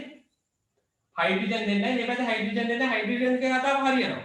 හැබැයි බලන්න ක්ලෝරින් කතාව. ක්ලෝරින් දෙන්නෙක් වෙනවා මේ පැත්තේ ඉබේම. මෙතන දෙකේ ඉලක්කම දැම්මට පස්සේ ක්ලෝරින් දෙන්නෙක් වෙනවා. මේ පැත්තේ ක්ලෝරින් තුන් දෙනෙක්. ඒතකොට ක්ලෝරින්ගේ සමානතාවයක් ඉන්නේ නැහැ. ඒ නිසා පොඩ්ඩක් මම මේ දෙකේ ඉලක්කම මෙතන උඩින් ලියලා පැත්තකින් කියනවා. හරි.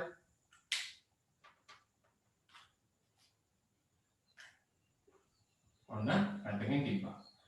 හරිනම් මෙතන හයිඩ්‍රජන් සමාන කරන්න දාන්න ඕනේ දෙකේ ඉලක්කම. මොකද මෙතන හයිඩ්‍රජන් දෙන්නෙක් ඉන්න නිසා. හරියට පරිස්සමෙන් අහගන්න මේ ටික. මේක විතරයි උදාහරණ කියලා දෙන්නේ. අනිත් ඒවා කියලා දෙන්නේ නැහැ. හරි. ක්ලෝරින් මේ පැත්තේ තුන් දෙනෙක් ඉන්නවා. ක්ලෝරින් සමාන කරන්න ඕන නම් මෙතන ඉස්සරහින් දාන්න ඕනේ ඉලක්කම 3. 3ක් දැම්මොත් එහෙම ක්ලෝරින්ගේ කතාව හරියනවා. දැන් මෙතන ඉස්සරහින් 3 ඉලක්කම දැම්මොත් එහෙම ක්ලෝරිනුත් 3යි මේ පැත්තේ ක්ලෝරින් 3 වෙනවා. එහෙනම් මෙතන ඉස්සරහට සජෙස්ට් වෙනවා. සජෙස්ට් වෙනවා. ඒකට කියන්නේ මොකක්ද? සජෙස්ට් වෙනවා. ඒ කියන්නේ මේක ඉස්සරහට යෝජනා වෙනවා ඉලක්කම් දෙකක්. මේක ඉස්සරහට යෝජනා වෙනවා ඉලක්කම් දෙකක්. දෙක දාන්න ඕනේ හයිඩ්‍රජන් සමාන කරන්න. 3 දාන්න ඕනේ ක්ලෝරින් සමාන කරන්න. දැන් ওই දෙකම අපිට දාන්න බෑනේ වෙන වෙනම. ඒ වගේ දෙයක්. ඒ කියන්නේ යෝජනා වෙච්ච මේ ඉලක්කම් දෙකම අපිට මේක අස්සට ඔබන්න බෑ. එක ඉලක්කමයි දාන්න පුළුවන්. දෙක දාන්නත් බෑ. එතකොට එක්කෙනෙක්ගේ වැඩේ හරියන්නේ නැහැ. 3 දාන්නත් බෑ. එතකොට අනිත් එක්කෙනාගේ වැඩේ හරියන්නේත් නැහැ. ඒ වගේ වෙලාවක යෝජනාවේදී දෙන්නෙක්ව මම කියන්නේ මේකට ක්‍රම නැහැ. හරිද? මේක ගුරුවරයා තමයි ඔයගලන්ට ක්‍රමයක් යෝජනා කරන්නේ. එතකොට මම කියන ක්‍රමයට වඩා හොඳ ක්‍රමයක් ටීචර් කෙනෙක් කියන්න පුළුවන්. ඔයාලා ඒ ක්‍රමයට හදන්න. හරි? කිසි ගැටලුවක් නැහැ. මේ වගේ ඉලක්කම් දෙකක් යෝජනා වෙද්දී කුඩා පොදු ගුණාකාරය ගන්න ඉලක්කම් දෙක. භාගාන්තදී කුඩා පොදු ගුණාකාරය ගන්න මතකද? 2 3 කුඩා පොදු ගුණාකාරය මොකද්ද? 6. ඔයාලගේ ඉතින් ඉන්න ඕන උත්තරේ 6. එහෙනම් 2යි 3යි දෙකම වෙනකොට මම දානවා මෙතන 6. හරි. දැන් බලන්න වැඩේ හරියන්නේ නැද්ද කියලා. ඔන්න 2යි 3යි මකනවා මම. 6 දානවා. දැන් මෙතන හයිඩ්‍රජන් 6යි. හයිඩ්‍රජන් 6යි. දැන් මෙතන හයිඩ්‍රජන් දෙන්නයි. හැබැයි මට මේ හයිඩ්‍රජන් දෙන්න 6 කරන්න පුළුවන්. ඉස්සරහින් 3 ඉලක්කමක් දාලා. ඉස්සරහින් ඔන්න 3 ඉලක්කමක් දාලා 6 කරනවා. හරි.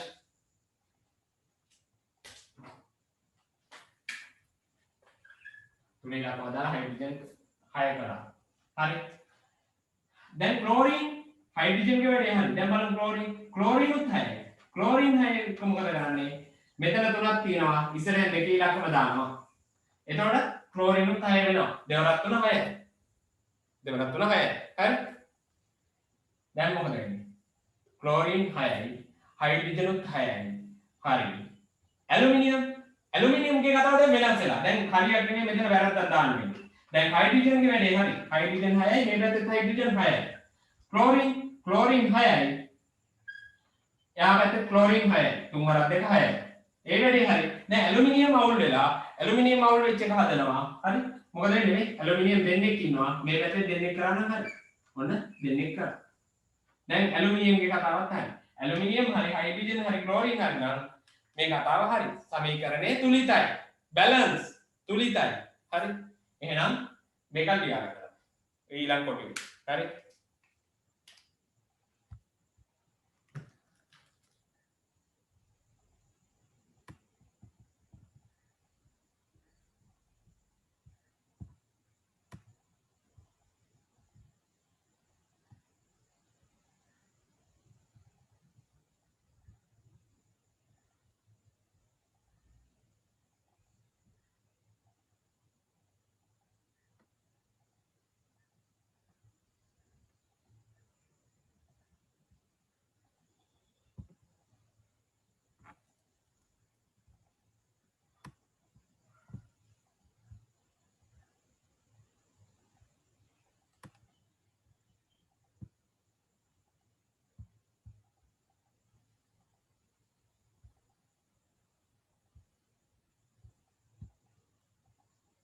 හරි ලියලා ඉවරයිද කියලා මම හිතනවා.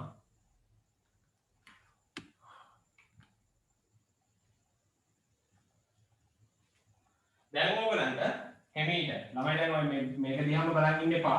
පොඩ වටපිටත් බලන්න. හරි. S2 මේකම තියාගෙන ඉඳලා ඕගොල්ලෝ ඔන්ලයින් ක්ලාස් වලම ඉඳලා S වලට වෙනම ලඩක් හැදෙනවා ඊට පස්සේ. වටපිටේමත් බලන්න පොඩ්ඩක්. හරි වතුර ටිකක් බොන්න. හරි. ඉඳගෙනම ඉන්න එපා එක විදිහකට. හරි. හැල වෙලා එහෙම ඉන්න එපා. හරි. හරි කෙලින් ඉඳගෙන ඉන්නවා. හරි නැත්නම් නැගිටින්න ඒව කරන්න. හරි. මම 13ක් දෙනවා ඕගලන්ට තුලිත කරන්න. ඕගොල්ලෝ මේවා ලියාගෙන තුලිත කරන්න.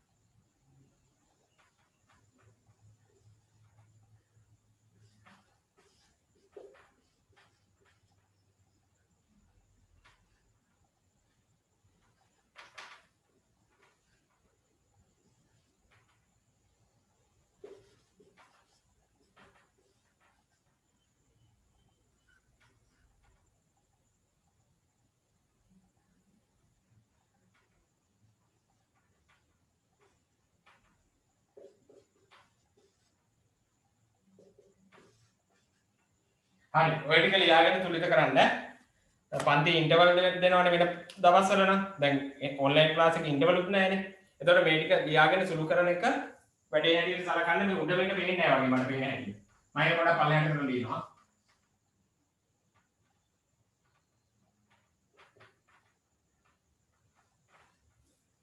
දැන් පේනවා. ඔයගොල්ලෝ ලියලා තුලිත කරන්න. එහා පැත්තේ තියෙන කොටු වල ලියන්නේ නැහැ.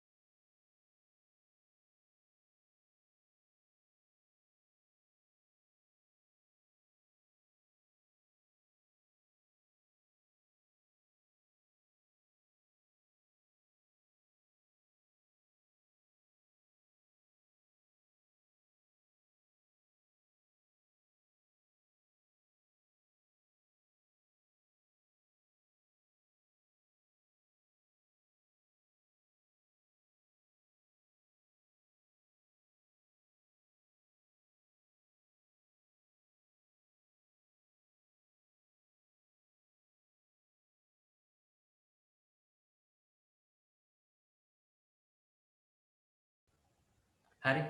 ඉතින් ඔයාලට දැන් පේනවා ඇති මේ තුලිත කිරීම ටික බලන්න ඕගොල්ලන් තුලිත කිරීම හරියද කියලා. ඔයාලා තුලිත කිරීම ටික හරියද කියලා බලන්න. මෙතන ඉස්සරහට දෙකේ ඉලක්කම දාපු ගමනේ තුලිත උනා. මෙතනත් දෙකේ ඉලක්කම දාපු ගමනේ තුලිත උනා. මෙතන කිසිම දෙයක් කරන්න ඕන නැහැ නිකම්ම තුලිත වෙලා. මෙතනත් කිසිම දෙයක් දාන්න අවශ්‍ය නැහැ තුලිත වෙලා. මෙතන මේ ඉලක්ක දෙක දාපුවම තුලිත වෙනවා. මෙතනත් එහෙමයි තුලිත වෙලා. ඕගොල්ලන්ට තියෙන්නේ ඉලක්කම් දාලා පැන්සල් වලින් මක ඉලක්කම් දාලා මේක ප්‍රැක්ටිස් කරන්න. මෙහෙම අද 13ක් කරනවා. හරි? පන්තියට ආවට පස්සේ ගණන් 50ක් දෙනවා මේක. එතකොට ඔයගොල්ලන්ට මේක කොහොමවත් පුළුවන් වෙනවා. ඔය 50 එන්නාට පස්සේ ආයි කිසි අවුලක් නැහැ. ඕන එකක් කරගන්න පුළුවන්. හරි. මේක හරි වැරදි දාගන්න. මම තව 7ක් ඔයගොල්ලන්ට දෙනවා. කරන්න. අපර දෙක දෙන හරි වැරදි බලලා දාගන්න.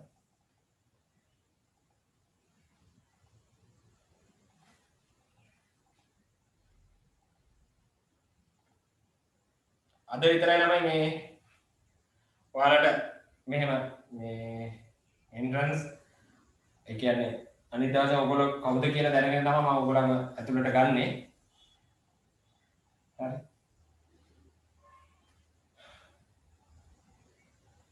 ඉන්නේ ළමයි පොඩ්ඩයිනේ. ඒ පොඩ්ඩ මම හරියට දැනගන්න ඕනේ මොන පන්තියටද දෙන්නේ එහෙම කියලා. ඒ විස්තර මට දෙන්න. ටියුට් ටික ගන්න. ඒවා හරියට කරගන්න. හරි. මම මේක මකනවා.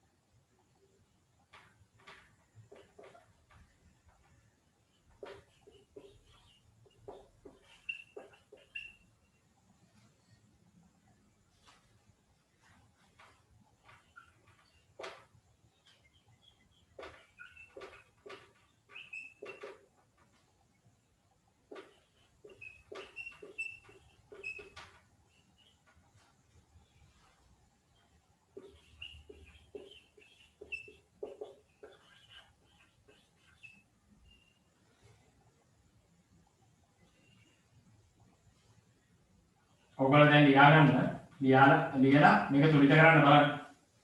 ඒකටත් පොඩි වෙලාවක් දෙන්න ඕන. මම දන්නවා දැන් මෙතන මේක සම්පූර්ණයෙන්ම කරගෙන ඉවර කට්ටියක් ඉන්නවා. මේ තුලිත කිරීම. ඔයගොල්ලෝ ඉතින් ආතල් එකේ බලන් ඉන්න.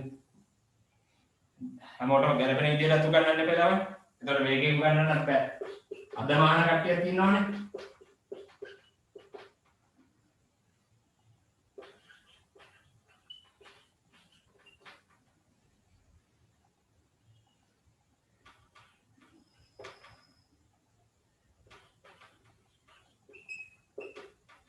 තව මේවා ඕන තරම් දෙන්න පුළුවන් ළමයි.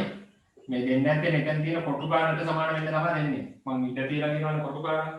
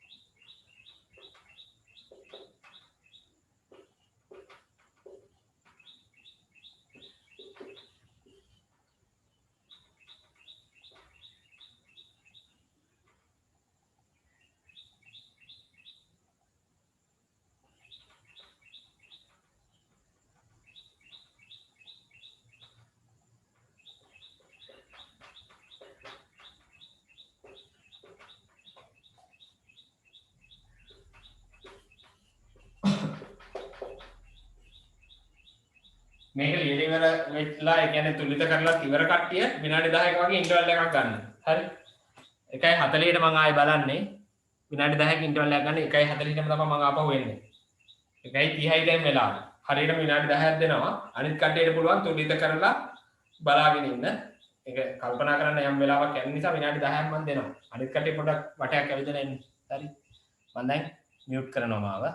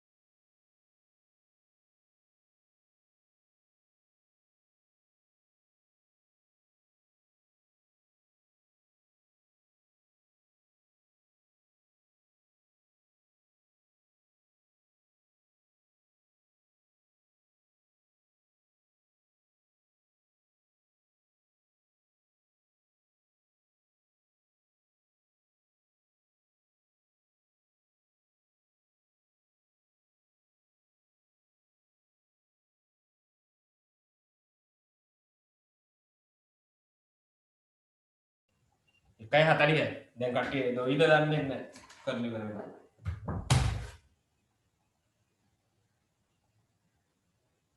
හරි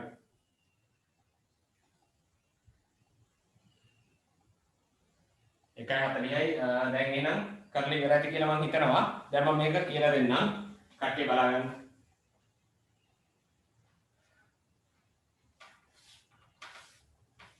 හරි पोटेशियम එක්කෙනයි මේ පැත්තේ पोटेशियम එක්කෙනයි මෙතන බ්‍රෝමීන් එක්කෙනයි යාළ පැත්තේ බ්‍රෝමීන් දෙන්නයි ඒ නිසා මෙතන ඉස්සරහට දෙකක් දානවා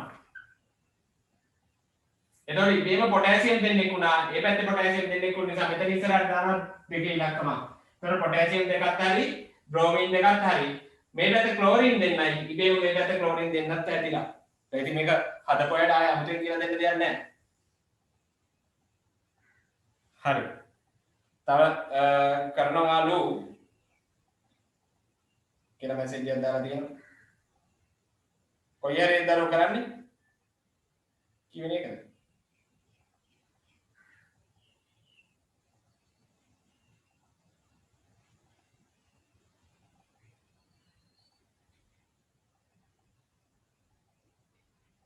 මට දෙවන්නේ සසුන් මැසේජ් වෙන කාට හරිද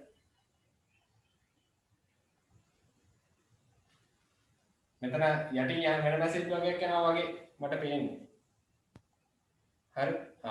ඊළඟට මෙතන බලන්න බේරියම් එක්කෙනයි ක්ලෝරින් දෙන්නයි මේ පැත්තේ ක්ලෝරින් එක්කෙනයි. ඒ දෙන්න සමාන කරන්න මොකද කරන්නේ? මෙතන ඉස්සරහට දෙක ඉලක්කමක් දානවා.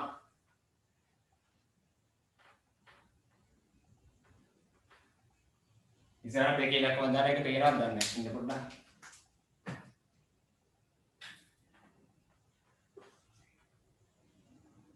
ඊට පස්සේ සෝඩියම් දෙන්නයි ක්ලෝරින් උත් දෙන්නෙක් ඉන්නවා සෝඩියම් දෙකයි ක්ලෝරින් දෙකයි හරි ඊට පස්සේ සල්ෆේට් එක්කෙනයි ඔක්සිජන් හතරයි බලන්න ඔක්කොම සමාන වෙලා නේද කියලා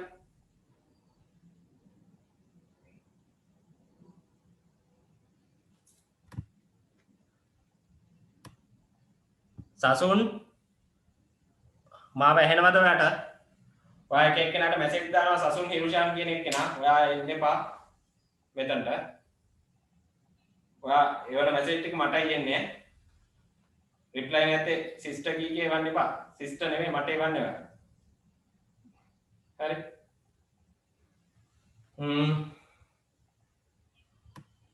මම එයාව අයින් කරනවා සසුන් හිරුෂාන් අපරාධේ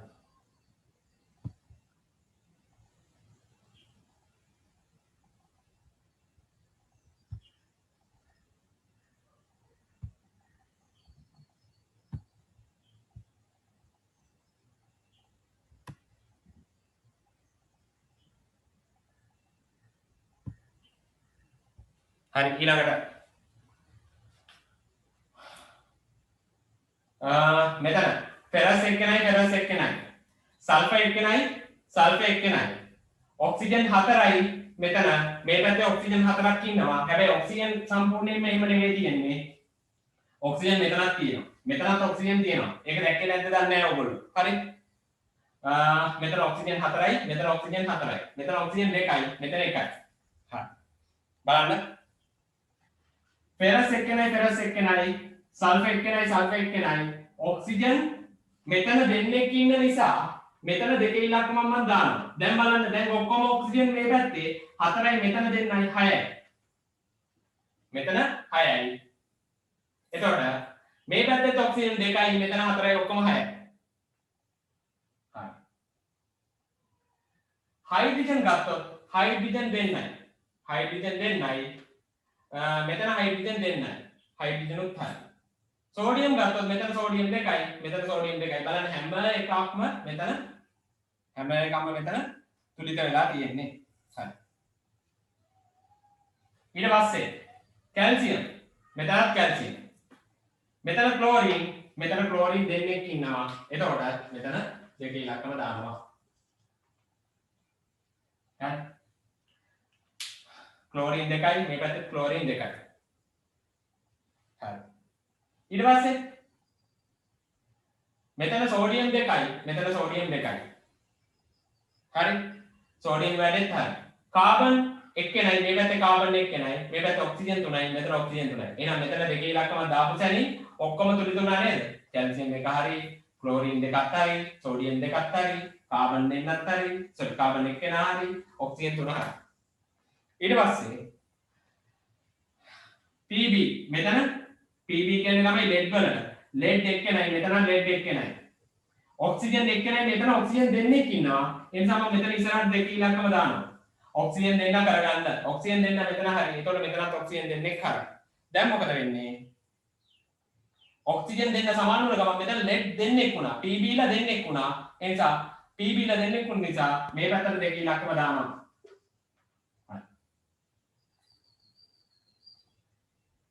ඊට පස්සේ PB ලා දෙන්නයි මෙතන PB ලා දෙන්නයි. හරි. ඔක්සිජන් ලා දෙන්නයි ඔක්සිජන් ලා දෙන්නයි කාබන් ලා එක්කෙනයි කාබන් ලා එක්කෙනයි. මේකත් තුලිතයි. ඊට පස්සේ මෙතන ලිතියම් දෙන්නෙක් ඉන්නවා. මේ නිසා මෙතනට දෙක ඉලක්කමක් දානවා. හරි. ලිතියම් 2යි. මෙතනත් දෙන්න. හරි. ඊට පස්සේ ඔක්සිජන් දෙන්නයි මෙතන ඔක්සිජන් එක්කෙනයි. දැන් මොකද වෙන්නේ? මෙතන ඔක්සිජන් එක දෙන්නෙක් කරගන්න මෙතන ඉස්සරහට දෙක ඉලක්කමක් දානවා. ඒක දෙකේ ඉලක්කම දාපුවම ඔක්සිජන් වැඩේ හරි. ඔක්සිජන් 2යි වෙනවා. හැබැයි ලිතියම් 4ක් වෙලා. ඒ නිසා මෙතන ලිතියම් 4ක් ඔහොම දානවා. දෙවරක් දෙක 4යි ලිතියම් වැඩේත් හරි. ඊට පස්සේ මෙතන කාබන් එක්කෙනයි කාබන් එක්කෙනයි.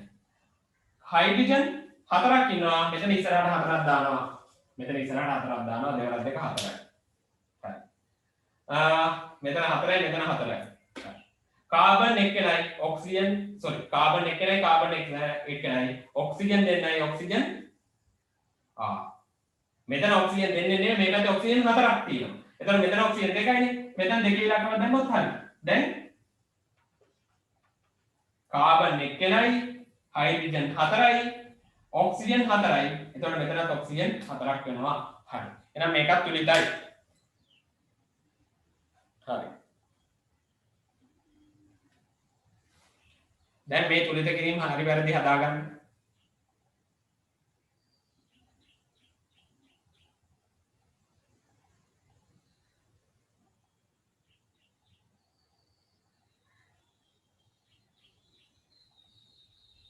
හරි.